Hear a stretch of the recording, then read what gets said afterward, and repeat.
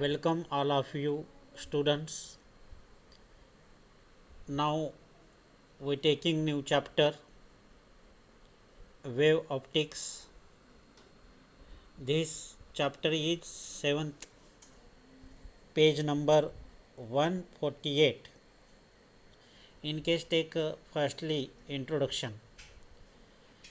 We in previous period discussed about the light, and we know about the light is travel in straight line in same medium, and when the light travel one medium to another medium, then this light can be bent and also its velocity can be changes. We know about reflection, refraction. These are we study in previous class. In case incident ray, reflected ray, incident angle, reflected angle, or refracted angle. Also we discuss in total internal reflection. In case optics, we know about the light can be traveling in curved path as like water flow. We discussed in previous class. Then also we discussing here in case in this chapter wave optics.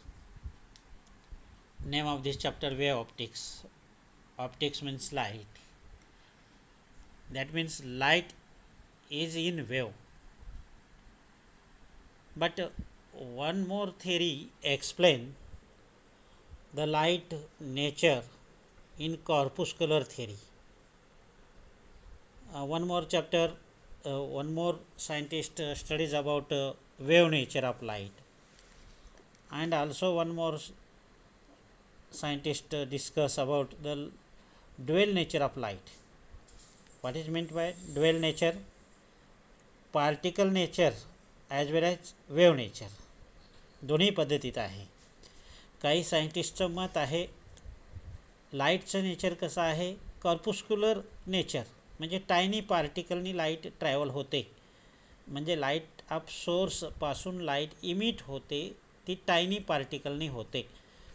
जसं की for example एखादी सेंटची bottle एखाद्या रूमच्या कोपऱ्यात जर open केली तर दुसऱ्या कोपऱ्यात दुसऱ्या ठिकाणापर्यंत त्याचा स्मेल वास जातो. याचा अर्थ की त्या बॉटलमधून काहीतरी टायनी पार्टिकल आपल्या नाकापर्यंत पोचलेले असतात. तसंच काही सायंटिस्टचं म्हणजेच न्यूटन्सचं म्हणणं असं आहे की light travel in the form of tiny particle and that is called a corpuscular theory. But this theory in this case dilated. ही कॉर्पुस्क्युलर नेचर न्यूटन्स थेरी ही पण आपल्या सिलेबसमधून या वर्षाकरता वगळलेलं आहे. तसंच काही सायंटिस्टचं मत असं होतं की light have in wave nature, तेही सब आर्टिकल इथे वगळलेला आहे. Main article 7.2 nature of light हा वगळलेला आहे. त्यातलाच हा सब आर्टिकल आणखीन एक ड्वेल नेचर ऑफ लाईट हे पण वगळलेलं आहे. म्हणजे लाईट पार्टिकल नेचरचीही वाटते आणि वेव्ह नेचरचीही वाटते, म्हणजे त्याला ड्वेल नेचर ऑफ लाईट असं म्हणून एंड केलेलं आहे. तर यानंतरचा आर्टिकल आपण पाहणार आहोत म्हणजेच 7.3. पहिला इंट्रोडक्शन 7.1 पेज नंबर 158 आणि दुसरा 7.2 नेचर ऑफ लाईट हा डिलेटेड आहे. आणि तिसरा आर्टिकल यामध्ये डायरेक्ट घेतलेला आहे तो म्हणजे लाईट ॲज अ वेव्ह. म्हणजे ड्वेल नेचरमध्ये लाईट आपल्याला पार्टिकल नेचर असंही सांगितलेलं आहे आणि वेव्ह नेचरही असं सांगितलेलं आहे.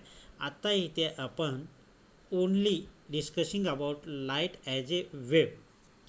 मग ती लाईट वेव्ह कशी आहे? इन केस डायग्राम शोज इथे खाली डायग्राम दाखवलेली आहे. कशी वाटते ही डायग्राम? तर in case two types transverse wave travelling in same direction and same vibration as like two vibration different. Here take one vibration red color. This red color have this we see as like vibration up and down as like. ही व्हायब्रेशनला म्हणायचं आहे electric vibration म्हणायचं आहे. Means electric vibration म्हणायचं आहे. आणि दुसरं vibration आहे त्याच पार्टिकलचा त्याच मीडियमवरचे, म्हणजेच या ठिकाणचे मीडियममधले पार्टिकल इथे अपवर्ड डायरेक्शने जात असतील तर इथे डाऊनवर्ड डायरेक्शने जात असतील, इथे अपवर्ड जात असतील, हे डाऊनवर्ड जात असतील, म्हणजे अप अँड डाऊन व्हायब्रेशन आहे. ही एक वेव आहे. आता दुसरी वेव कशी असेल? दुसरी वेव यम म्हणलेलं आहे इथे पहा. यम म्हणजे मॅग्नेटिक वेव असेल. ती वेव कशी असेल? ती वेव साईड बाय साईड आहे, म्हणजे हॉरिझॉन्टलमध्ये अशी येते आणि हॉरिझॉन्टलमध्ये दुसऱ्या साईडला जाते, अशा टाईपची. परत ती डाव्या बाजूला उजव्या बाजूला अशी वेव अशी आहे. म्हणजेच हे हॉरिझॉन्टल व्हायब्रेशन आहे, याच मीडियमचं हॉरिझॉन्टल व्हायब्रेशन आहे. आणि जे हॉरिझॉन्टल व्हायब्रेशन आहे त्याला इथे यम म्हणजेच मॅग्नेटिक व्हायब्रेशन असं म्हणलेलं आहे. आणि अप अँड डाऊन असणाऱ्याला electric vibration, electric field vibration असंही म्हणलं तरी चालेल. तर ही जी वेव दिसते ती दोन ट्रान्सवर्स वेव आहेत. ते एकाच डायरेक्शनी एकाच पाथनी ट्रॅव्हल होत आहेत. या ठिकाणची जी मीडियम असेल ती मीडियमचे काही व्हायब्रेटर पार्टिकल असेही जात आहेत आणि काही असेही जात आहेत. म्हणजे इथे परपेंडिक्युलर टू ईच अदर. त्या दोन वेवमधलं डायरेक्शन कसं आहे? परपेंडिक्युलर टू ईच अदर आहे. हे पहा, हे अप आहे आणि हे हॉरिझॉन्टल आहे. म्हणजे या दोघाच्या मधलं डायरेक्शन किती अँगल आहे? तर तो 90 अँगल आहे. त्याच पद्धतीनं पुढं पण तसंच प्रत्येक ठिकाणी 90 अँगल तयार झालेली हे डायग्राम आहे. तर या डायग्रामला काय म्हणायचं? एम इलेक्ट्रिक, एम मॅग्नेटिक, त्याला combine M electro magnetic. Means electro, M means magnetic. Electromagnetic wave याला म्हणायचं इलेक्ट्रोमॅग्नेटिक वेव. आणि ही वेव दोन ट्रान्सवर्स वेवनी तयार झाली आहे. And these two transverse wave perpendicular to each other and travelling in same direction, same velocity, same path, सर्व गोष्टी सारख्या आहेत. त्याला इलेक्ट्रोमॅग्नेटिक वेव म्हणलेलं आहे. And this electromagnetic wave travel with velocity, light velocity as like same. आणि लाईटला दुसरं नाव आहे इलेक्ट्रोमॅग्नेटिक वेव. लाईट वेव असं जर म्हणायचं असेल तर त्याला दुसरं नाव आणि इलेक्ट्रोमॅग्नेटिक वेव असंही म्हणतात. म्हणजे त्यांची स्पीड सारखी आहे. हे पहा, C = 3 × 10⁸ मीटर पर सेकंद ही लाईटची व्हेलॉसिटी आहे. म्हणजेच या वेवची व्हेलॉसिटी आहे. That means light can be travel in the form of electromagnetic waves. म्हणजे ही जी लाईट आपण पाहतोय दररोज येणारी ती वेव नेचरची अशी कन्सिडर ज्यावेळेस केलं जाईल त्यावेळेस असं म्हणता येईल ते दोन ट्रान्सवर्स वेवनी वाहते, ती इथेपर्यंत पोहोचते असं म्हणता येतं. म्हणजेच इथे सांगितलेलं आहे ही with a vibrating oscillating electric फील्डमध्ये आहे आणि हा एम व्हायब्रेटिंग किंवा ऑसिलेटिंग मॅग्नेटिक फील्ड आहे. And these are perpendicular to each other. इथे आपण बघितलं हे परपेंडिक्युलर आहेत विथ व्हेलॉसिटी लाईटची C ने दर्शवतात शक्यतो. 3 × 10⁸ metre per second. Then in case electric oscillation is vertical direction. या डायग्राममध्ये कसं दाखवलं आहे वरती, हे जे अप अँड डाऊन व्हायब्रेटिंग आहेत ते इलेक्ट्रिक ऑसिलेशन आहेत, ते व्हर्टिकल डायरेक्शन आहेत, म्हणजेच अप अँड डाऊन आहेत. आणि मग उलट त्यादर्शी काय, the magnetic M oscillation is horizontal direction, म्हणजे साईड बाय साईड अशा टाईपनं साईड बाय साईड आहे आणि त्याला बी न दाखवतात. मॅग्नेटिक फील्ड बी दाखवतात, इलेक्ट्रिक फील्ड ई दाखवतात. मात्र इथे एम असं दाखवलेलं आहे, इथे एम दाखवलेलं आहे. M is the magnetic field आणि A is the electric field. त्या दोघाचा कॉम्बिनेशन म्हणजेच काय, इलेक्ट्रोमॅग्नेटिक वेव्ज. आणि यातले एक्झाम्पल आणखीन काय असतील, लाईट वेव आहे, एक्स रे आहे, गॅमा रे आहे, so many other things, radio waves, microwaves, हे बरेचसे वेव्ज हे इलेक्ट्रोमॅग्नेटिक वेव्ज आहेत.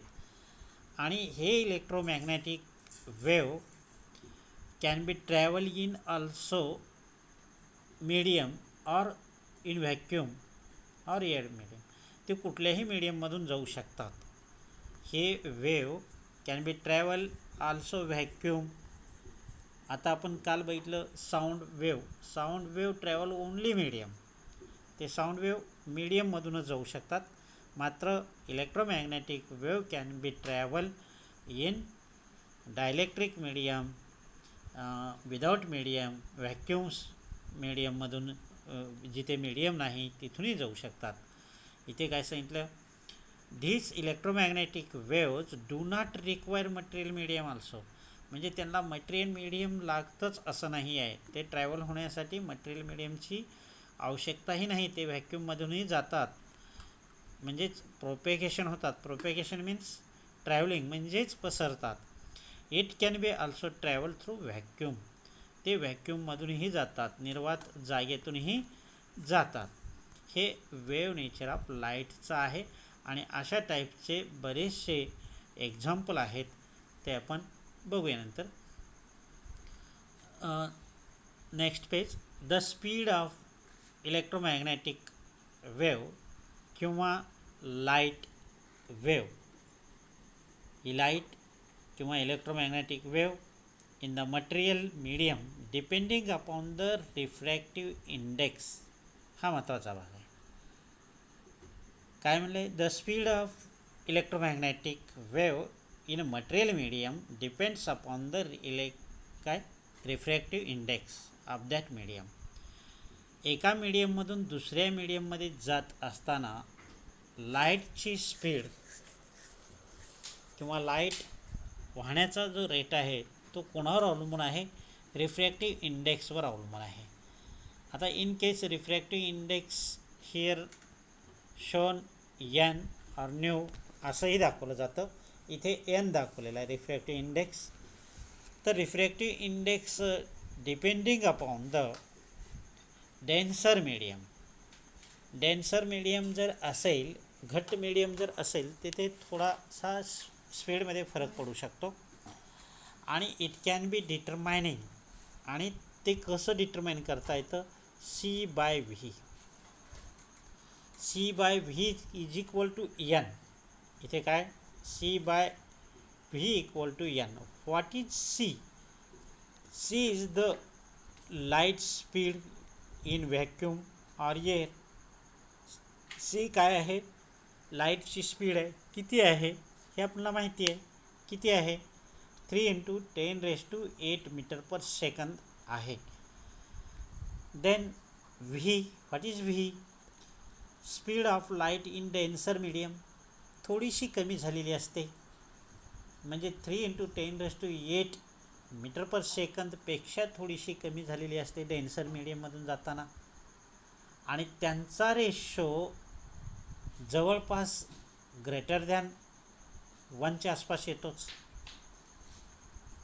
ही Cची किंमत जास्त आहे Vपेक्षा, म्हणजे मोठी किंमत भागिले छोटी किंमत, म्हणजेच N is equal to 1 greater above 1. आता जर व्हॅक्यूममधून पास होत असेल लाईट, एखाद्या निर्वात ठिकाणातून लाईट जर पास होत असेल तर त्याचा रिफ्रॅक्टिव्ह इंडेक्स 1 कन्सिडर करायचा आहे. कसं काय? व्हॅक्यूममध्ये velocity of light is equal to C म्हणजेच किती 3 × 10⁸ मीटर पर सेकंद. आणि मीडियममधूनही जर तशीच जात असेल, तो मीडियम एअर मीडियम असेल किंवा व्हॅक्यूमच असेल पुढचाही, तरी त्याची व्हेलॉसिटी किती असेल? व्ही म्हणजेच 3 × 10⁸ मीटर पर सेकंद असेल.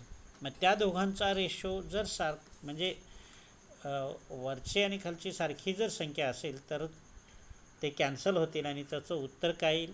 1 येऊ शकतं. म्हणजे generally in vacuum consider refractive index is 1. इथे दिले पहा, किंवा एअरमध्येही ती 1 कन्सिडर करायचं आहे. Refractive index of air consider as 1 and other medium is greater than 1. मग 1.1 असेल, 1.2 असेल, 1.3 असेल. जनरली वॉटरचं 1.34 असू शकतं. आणि त्यानंतर आईसचं 1.31 असू शकतं. वॉटरचं 1.33 असू शकतं. अल्कोहोल लिक्विडचं 1.36 असू शकतं. असे बरेच आहेत. ऑइल एखादा टर्पंटाईन वगैरे 1.47 असू शकतं.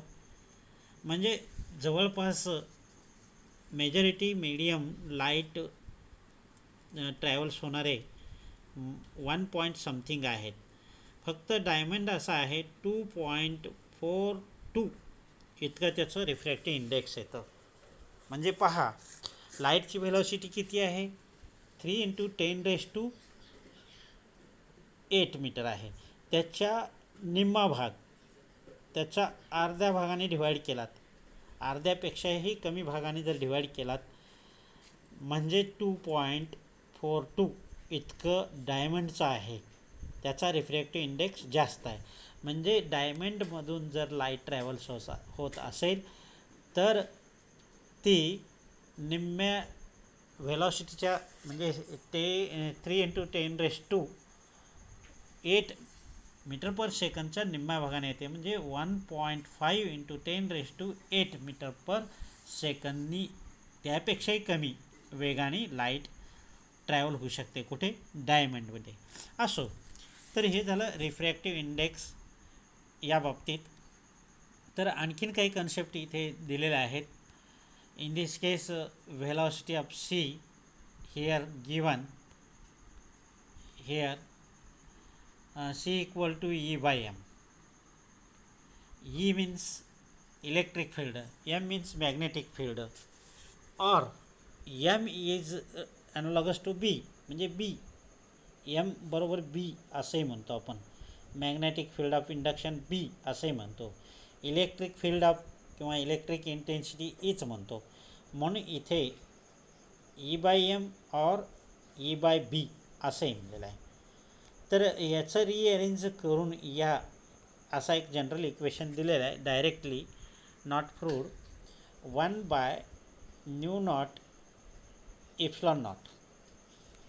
आता μ0 याला काय म्हणायचं? Absolute magnetic permeability.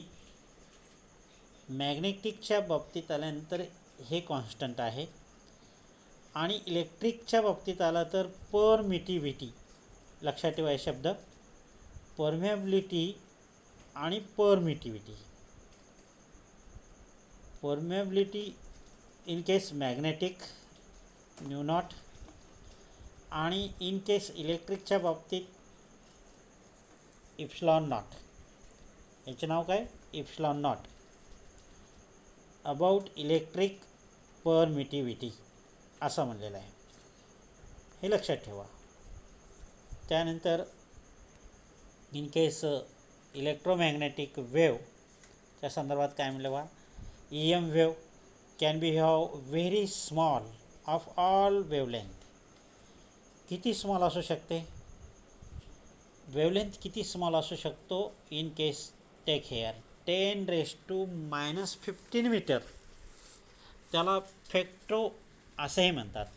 10⁻⁻15ला फेक्टो सिम्बॉल आहे. जसं मिलीमीटर, मायक्रोमीटर, नॅनोमीटर असं आपण जसं म्हणतो, हा फेक्टोमीटर. तर याची किंमत, फेक्टोची किंमत काय? 10⁻⁻15. हे आपण 11th क्लासमध्ये भेटलेलं आहे. To very large long kilometre.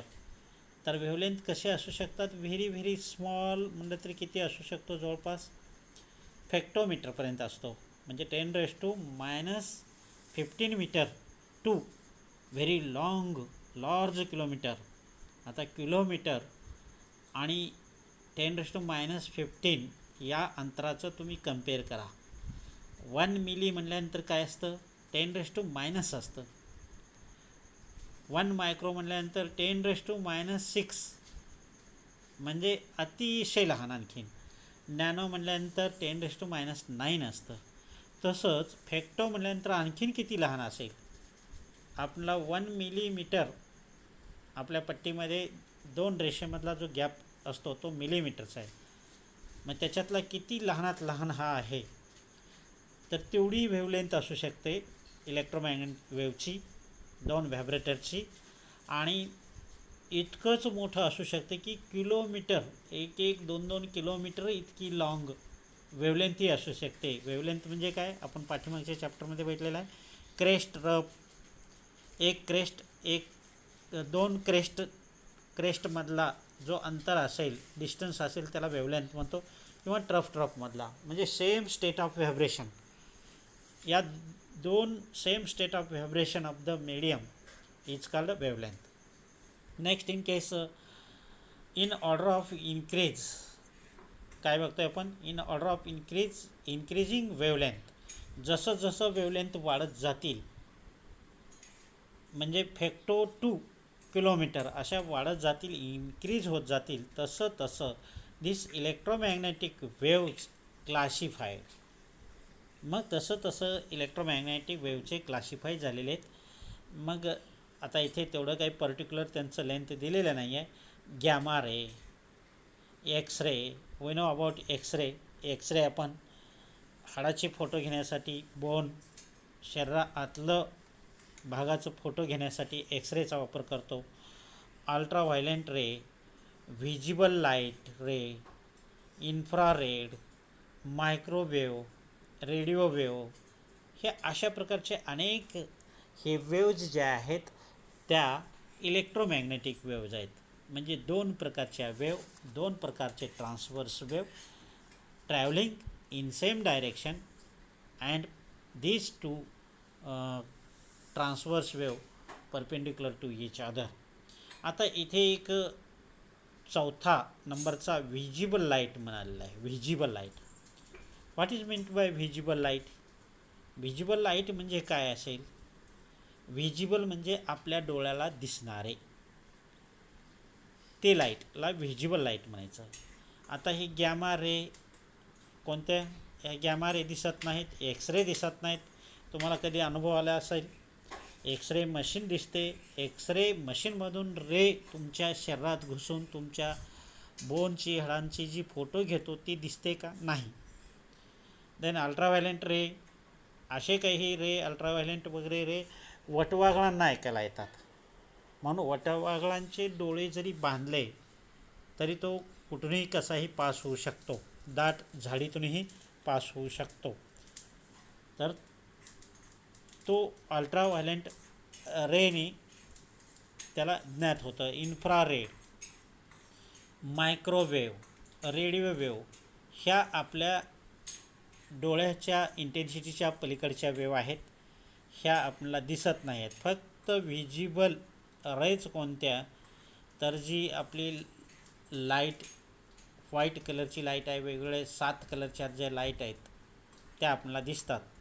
विबजर म्हणून तुम्हाला माहिती असेल in previous class study. The visible light wavelength line between, त्यांच्या वेवलेंथ कशा असतात? यामध्ये असतात. किती? 400 to 700 nanometre. Nano means 10⁻⁹ nanometre इतक्या रेंज, एवढ्या रेंजच्या असतात. बघा किती लहान आहे. या रेंजमधली लाईट ही व्हिजिबल लाईट असेल.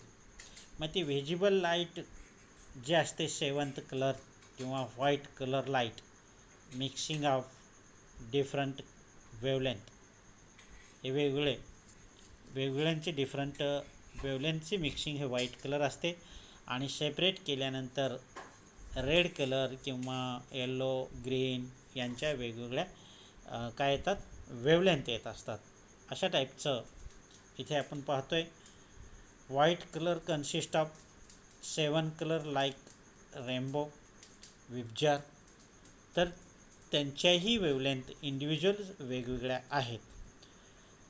तर अशा प्रकारे हे चॅप्टर आता सुरुवात झालेली आहे. तर आता पाठीमागच्या चॅप्टरांचं एक एक आपल्याला टेस्ट घ्यायचं आहे. तर तुम्ही टेस्टची तयारी ठेवा.